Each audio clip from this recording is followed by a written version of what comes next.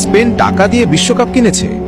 আপনার বিশ্বাস নাও হতে পারে, কিন্তু আজ যে তথ্যগুলো আপনি দেখতে যাচ্ছেন সেগুলো শুনে হয়তো আপনিও প্রশ্ন করতে বাধ্য হবেন। 2026 বিশ্বকাপ কি সত্যিই শুধুই একটি ফুটবল টুর্নামেন্ট ছিল, নাকি সবকিছু আগেই পরিকল্পনা করা হয়েছিল? কেন একের পর এক অদ্ভুত ঘটনা শুধু স্পেনের পথই সহজ করে দিল? কেন গুরুত্বপূর্ণ ম্যাচগুলোতে প্রতিপক্ষের তারকা খেলোয়াড়েরাই হঠাৎ মাঠ ছাড়লেন?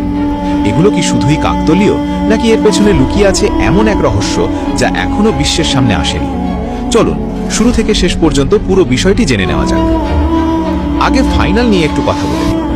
আর্জেন্টিনা বনাম স্পেন ম্যাচে অনেক নাটক হয়েছে, বিশেষ করে ড্রেসিং রুমের সেই ভাইরাল ভিডিওর রহস্য আজও কেউ জানে না।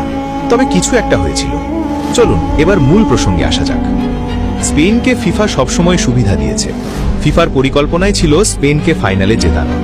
আপনি বিশ্বাস নাও করতে পারেন, কিন্তু আজ সেটাই প্রমাণ করার চেষ্টা করব।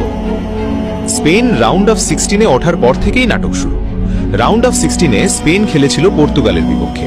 ম্যাচের 56 মিনিটে হঠাৎ করেই ইনজুরির কারণে নুনো মেন্ডেসকে মাঠ থেকে তুলে নেওয়া হয়। অথচ সেই সময় পর্যন্ত তিনিই ছিলেন পর্তুগালের সবচেয়ে বিপজ্জনক এবং নির্ভরযোগ্য খেলোয়াড়।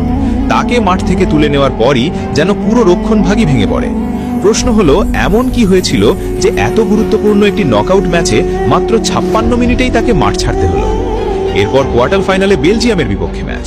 70 মিনিট পর্যন্ত স্কোর ছিল 1-1। বেলজিয়ামের গোলরক্ষক কোর্তোয়া একের পর এক দুর্দান্ত সেভ করে স্পেনকে আটকে রেখেছিলেন, কিন্তু ঠিক সেই সময়ই ইনজুরির কারণে তাকে বদলি করা হয়। কোর্তোয়া মাঠ ছাড়ার কয়েক মিনিটের মধ্যেই ম্যাচের চিত্র বদলে যায়, আর স্পেন জয় তুলে নেয়।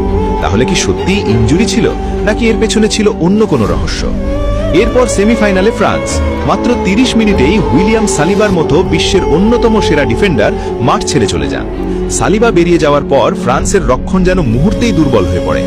এত বড় ম্যাচে এমন গুরুত্বপূর্ণ খেলোয়াড়ের হঠাৎ মাঠ ছেড়ে যাওয়া কি শুধুই দুর্ভাগ্য, নাকি এর পেছনে ছিল অন্য কোনো কারণ? এবার আসি সবচেয়ে আলোচিত ম্যাচ, ফাইনালে। ফাইনাল ম্যাচের শুরুতেই আর্জেন্টিনার ড্রেসিং রুমে অশান্তি লাগে। সেখানে কিছু একটা হয়েছিল। এ কারণেই লিওনেল মেসি বলেছিলেন, সবাই শান্ত হও, যা হয়েছে ভুলে যাও, আমাদের খেলায় মনোযোগ দিতে হবে। ম্যাচের শুরু থেকেই আর্জেন্টিনার প্রথম একাদশকে এলোমেলো লাগছিল। এরপর 43 মিনিটে কোনো বড় ট্যাকেল ছাড়াই লিসান্দ্রো মার্টিনেজ পেশির ইনজুরির অজুহাতে মাঠ ছাড়েন।